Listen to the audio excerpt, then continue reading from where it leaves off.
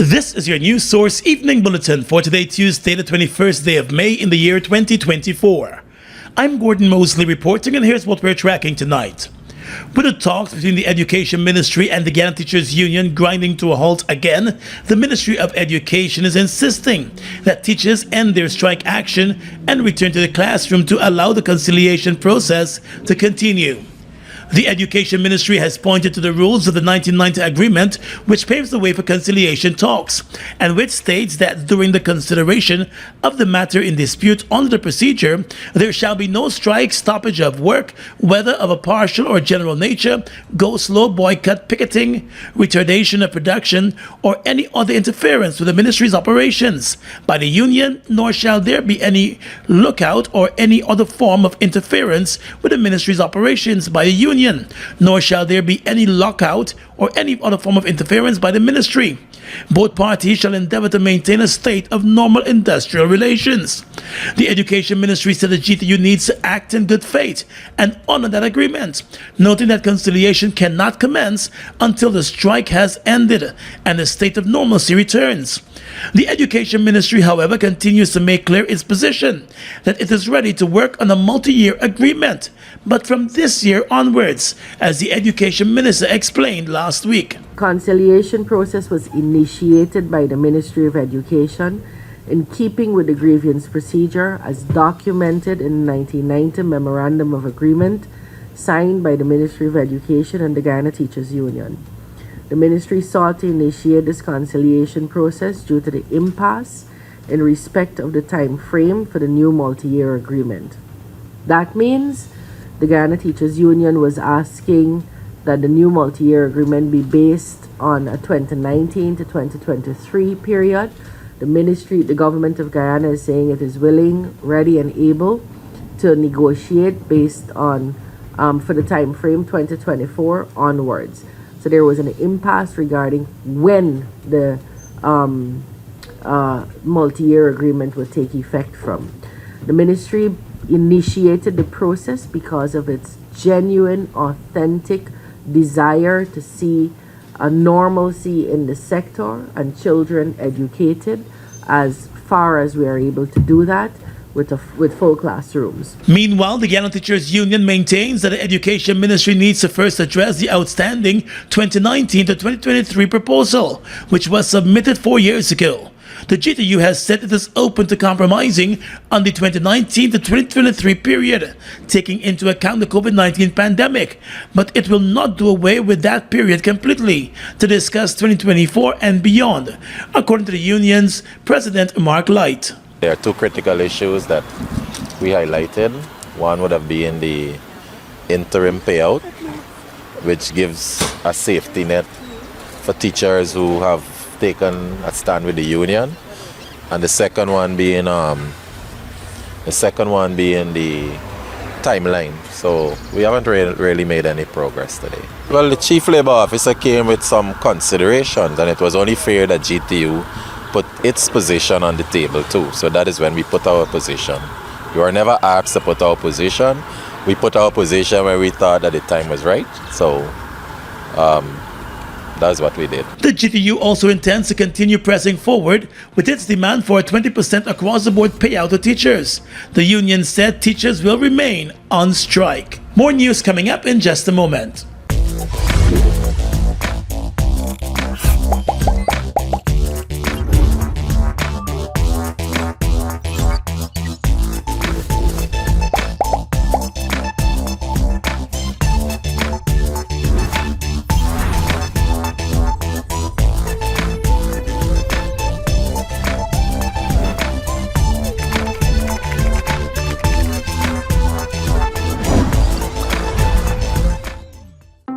It's one of your biggest goals, getting your own home, where memories are made, where happiness lives. You may feel that home ownership or renovation is beyond your reach, but we at Republic want you to know that there's always a way. Ask us about our suite of mortgages. Let's help make your housing wishes come true. Or advise on how the equity in your existing home can finance other dreams and goals. Call or go online to learn more.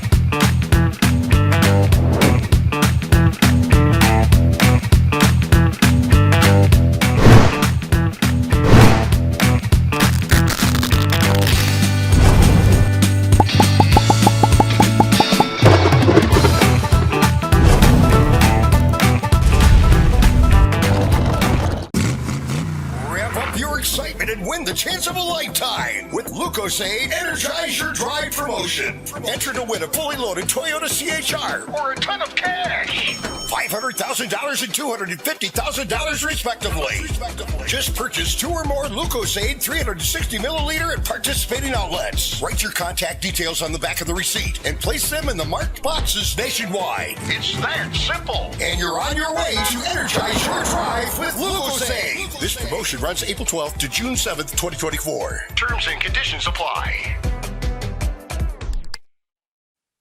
After stinging nettles, stink and dirty, moderation, and soca and wine, it's time to cool down with soca star Patrice Roberts.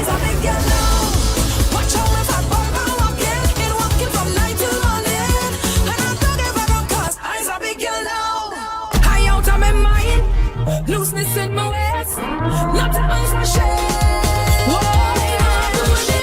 Till I hold on there, till I hold on there.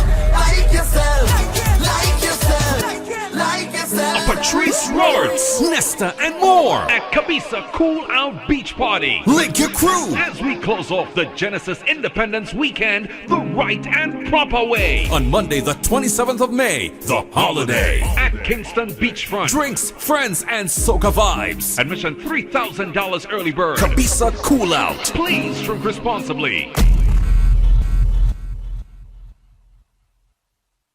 Guyanees are set to benefit from improved healthcare services countrywide. You will have access to specialized world-class hospitals, well-trained nurses, doctors, and other health professionals. The sum of $129.8 billion earmarked in Budget 2024 to create a resilient health sector is a mammoth increase from the $90.2 billion budgeted in 2023. Revenues earned from oil production support the fostering of a healthy nation through budgetary support for national development.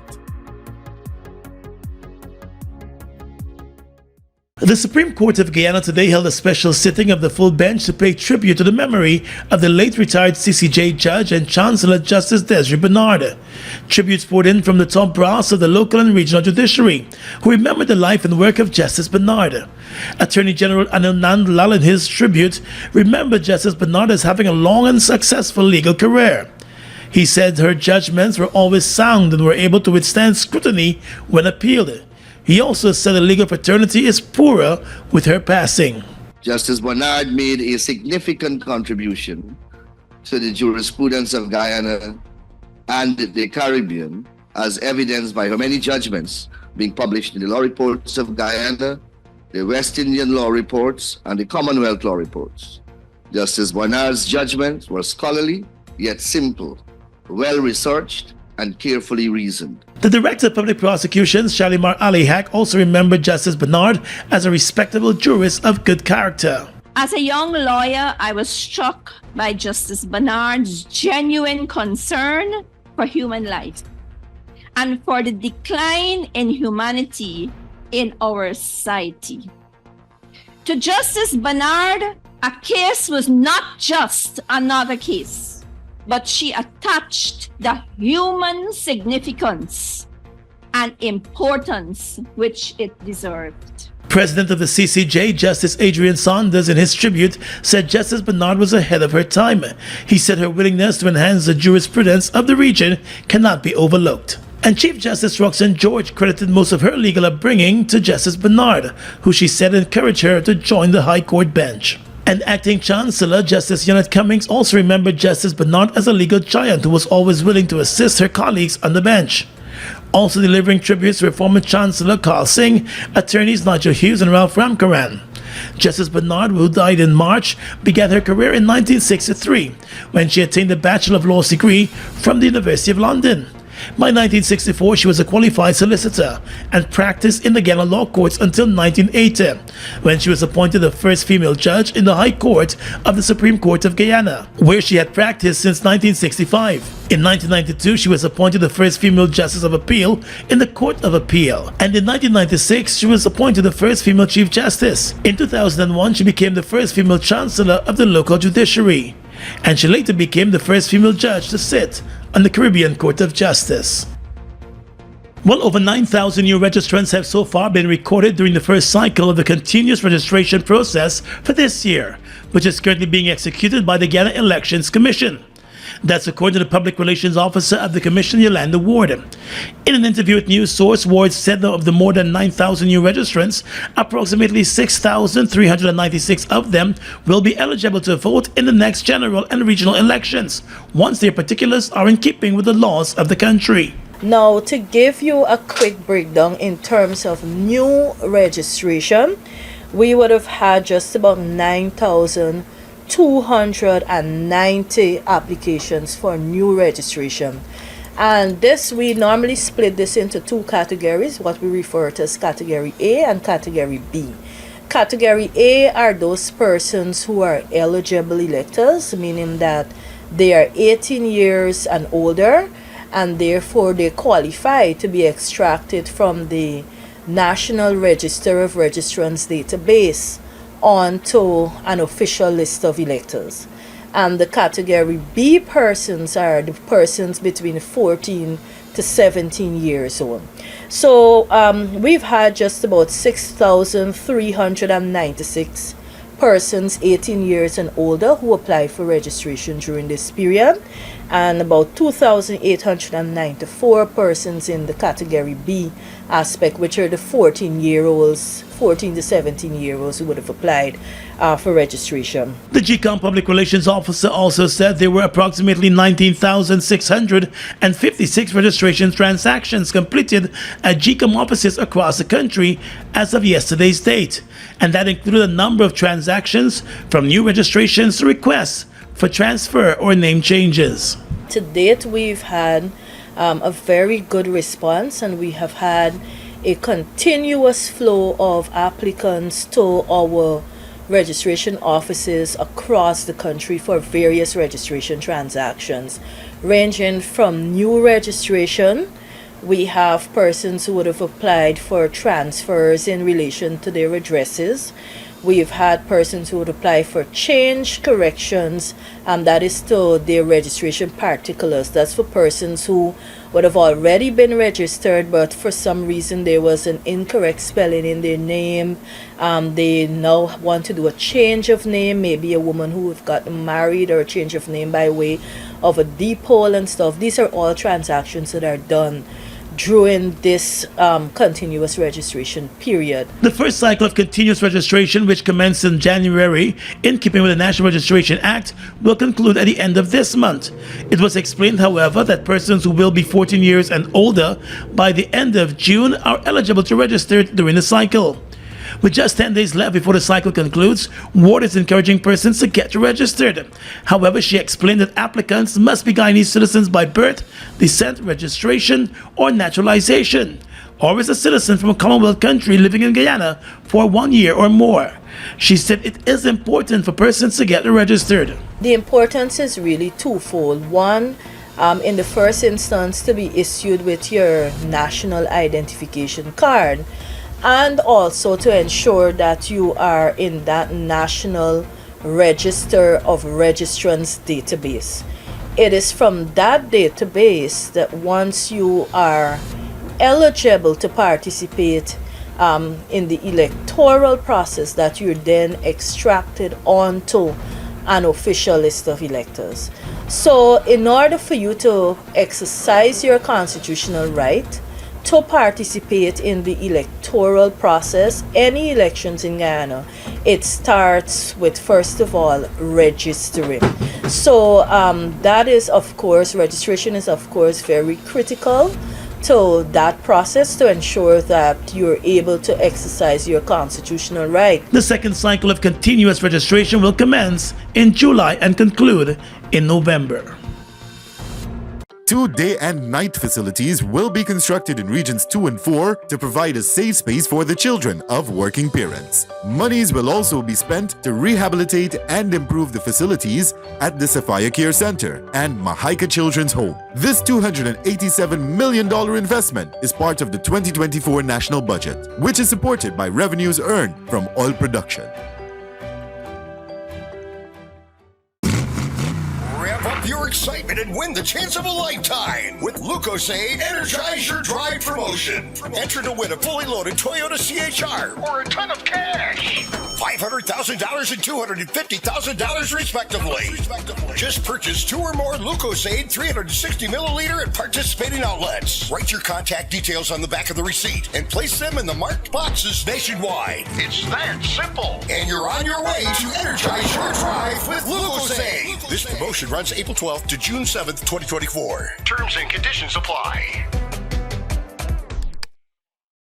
Mobil 1 is more than oil. It's many oils. It transforms at the molecular level.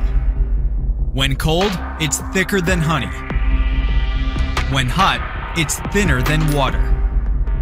Mobil 1 adapts and readapts to last longer. 16,000 kilometers between oil changes. That's your engine evolved. Solgan is the authorized distributor of Mobil lubricants.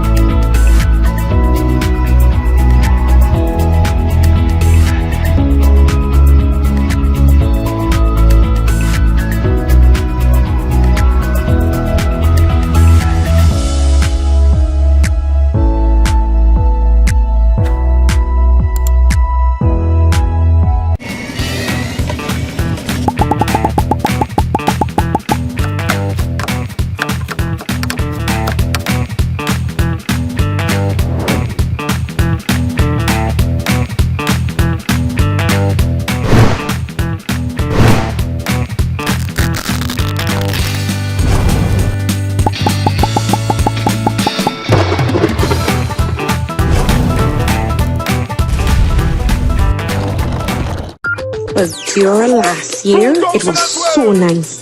Me and them girls had real fun. It's the best party I ever went to. As a big one. Back by popular demand, Team Extra present the Bad Birthday. June 22nd, 12 one-man bands running live.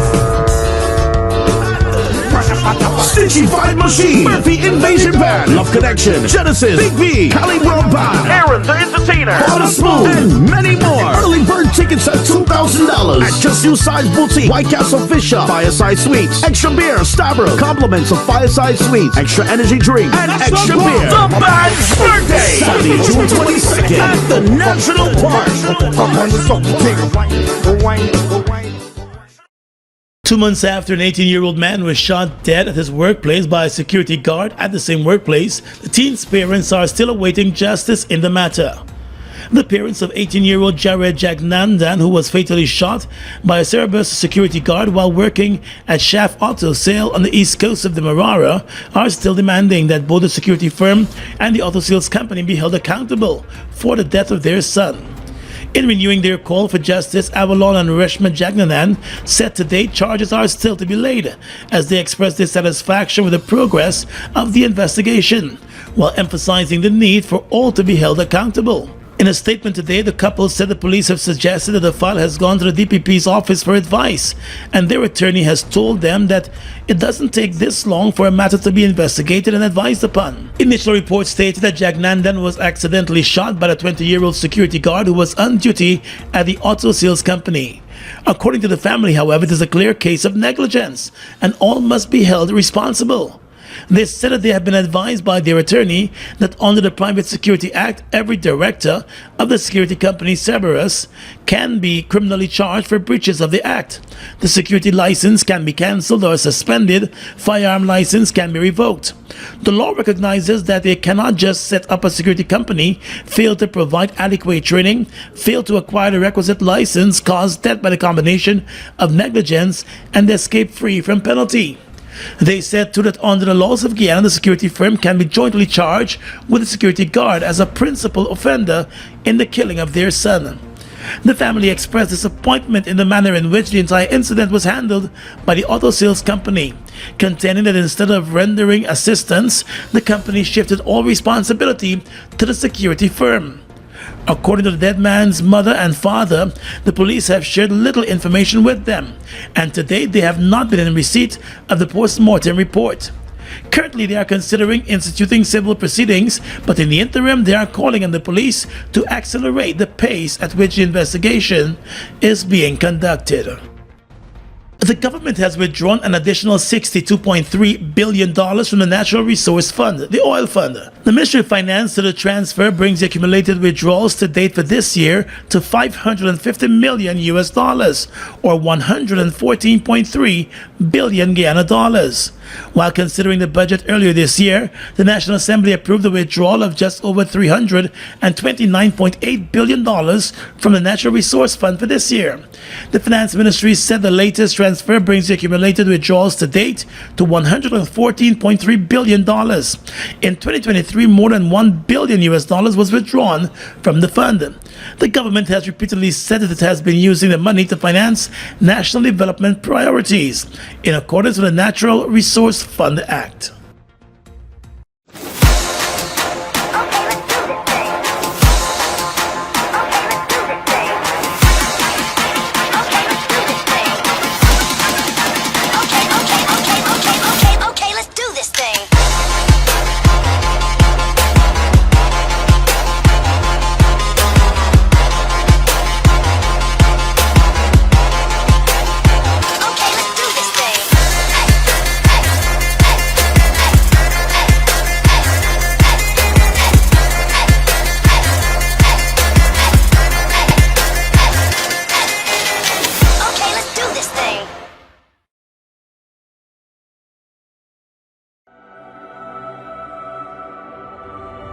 Look at the breathtaking beauty of the Essequibo. From its pristine rivers to its abundant resources, it's a treasure that belongs to Guyana, and we ask Venezuela to respect the rule of international law.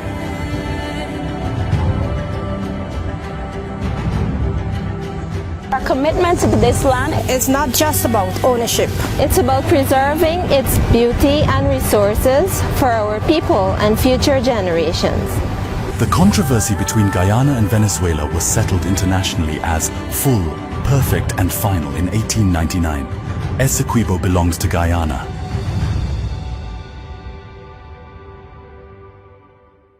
Guyana's economy is rapidly transforming, and we're all part of it. Gaioil is at the forefront of this development by providing reliable and efficient energy and supporting community development from the very core. 100% of Gaioil's profit goes back to building schools, roads, and other important infrastructure that connects our cities and towns, providing fuel to domestic, marine, industrial, and aerial transportation. Gaioil has now repositioned itself as a market leader in the petroleum industry, building a better future for all of us. It's one of your biggest goals, getting your own home, where memories are made, where happiness lives.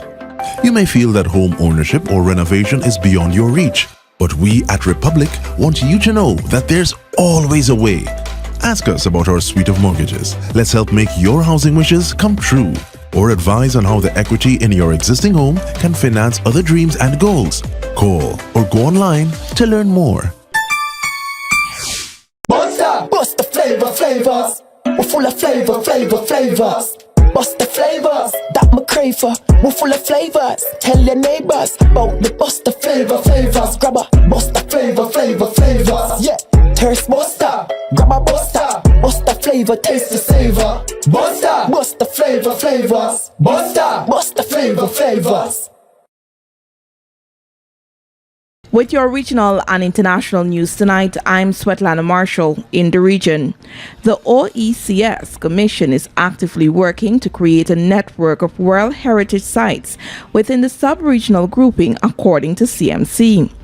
This initiative seeks to improve the management and conservation of the region's rich cultural and natural heritage.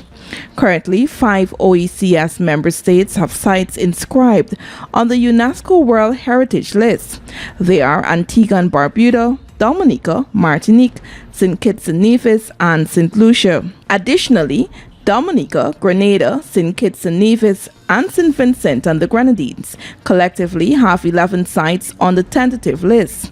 The OECS said that a workshop was held earlier this month that focused on several key objectives: establishing a network of World Heritage sites, strengthening site management, increasing income generation opportunities to support livelihoods and encourage community involvement, sharing best practices and lessons learned, and contributing to preserving biodiversity and minimizing threats to biodiversity loss within these sites. According to UNESCO, listing in this prestigious category raises awareness among citizens and governments for heritage preservation, leading to increased protection and conservation efforts.